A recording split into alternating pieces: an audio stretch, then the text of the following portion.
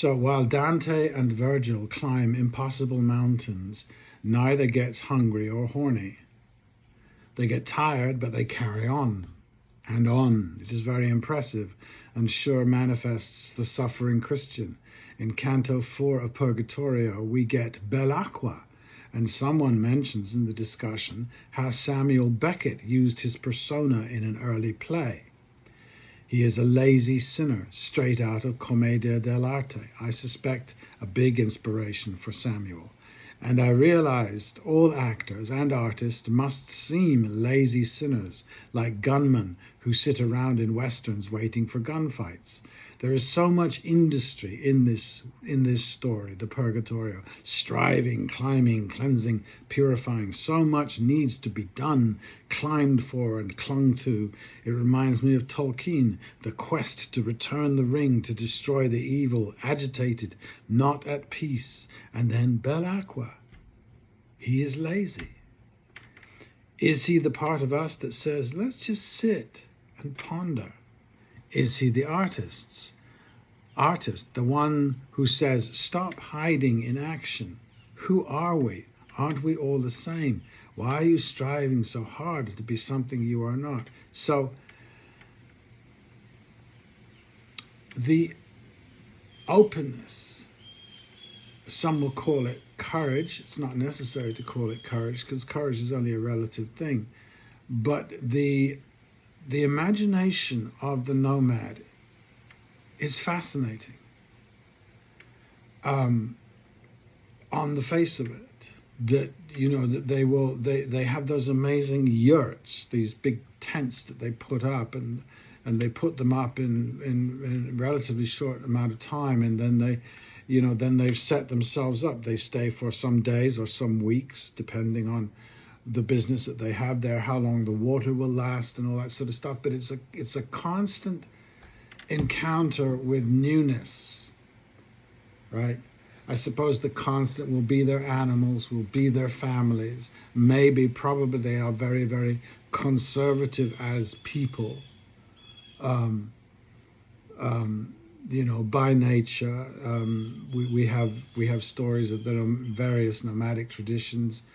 We have the Mongols, we have the Jews, we have the Plains Indians of the Americas.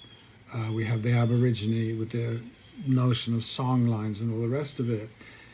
Most of it is, I don't know if it's anathema, but it's something that's Western, that the modern world looks at and is aghast.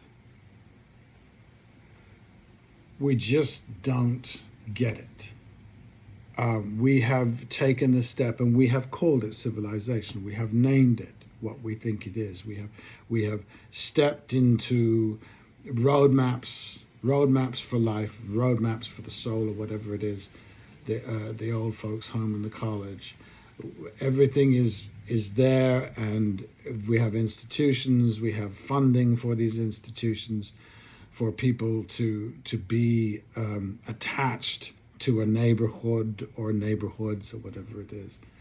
And even those of us who travel a great deal, rich people tend to travel quite a lot, either for work or otherwise.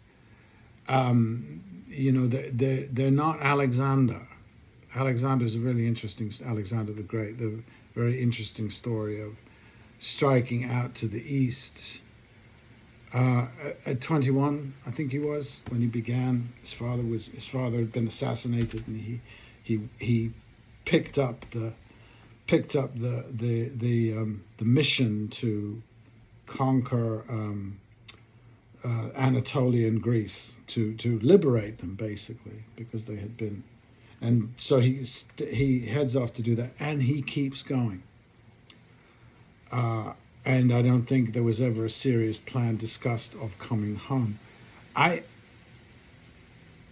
don't know. I don't really have much to say about it. I'm not sure whether that is part of this Dante tradition, that they're continuously climbing mountains or dropping down into valleys. I know that it's all about heaven and hell and all the rest of it, but it's this agitation, this sense that one has to be moving on, and that the more one moves, the closer one gets to, I suppose, a kind of where you get to the top of the mountain.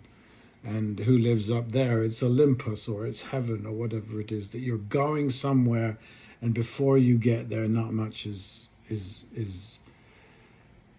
going on. And then what happens when because the doesn't there's nothing illegitimate about Israel, the state of Israel. Nothing illegitimate about Zionism. It's the aspirations or the myth that drove the settlers, the conquerors, or the exterminators of the Americas were exactly that. The conquistadors came and went. They took their gold and went home, by and large, unless they found a Mayan that they fancied, and they stayed on. But the European agitatedness that made part of their deal after 1492, and before it, obviously, they had been on the big blob. We didn't know the Americas existed to the west. There had been explorations, and there had been something that looks like nomadism, but it wasn't. It was, we call it colonialism, and we associate that with all kinds of evils, which are true. But it was territory. We wanted kingdoms. We wanted states, which are basically kingdoms without kings. We wanted to possess land, and as we possessed land, we wanted the inhabitants of that land to be unified by something, by a religion probably, which is also then belatedly attached to the land. You know, the people who came to the Americas from Europe, they weren't returning to anything. They weren't doing what Palestine was, what Zionism was. They were coming there for the first time, but they were telling us that the land had been promised to them. They had been co-opting Deuteronomy from the Bible and saying that God had promised them this land where they had no genetic connection. That's what we did. So I think that we have a natural sympathy culturally, because it's in our roots, and our unconscious roots, because we never acknowledge or deal with our unconscious. Our unconscious roots are with that notion of a promised land, a homeland, and a land and a monoculture, right? If you're me and at 2.5 you're going to Iraq, and you spend the next 2.5 years there, your monoculture is screwed unless you have, constant attention by English nannies, and they tried to create an English world in Iraq. That, thank God, did not happen to us. And then at 6 years old, when you go to the West Indies, your monoculture's blown. And again, in Trinidad, there was an attempt to make, by the Europeans, to make a little Europe, and they kept everything dark and Indian and East Indian and West Indian and African as far away as they could. That was true, but not in our case, right? So, and people always say things like, well, the monoculture, the reason that they have successful social democrats in Scandinavia is because they have a monoculture.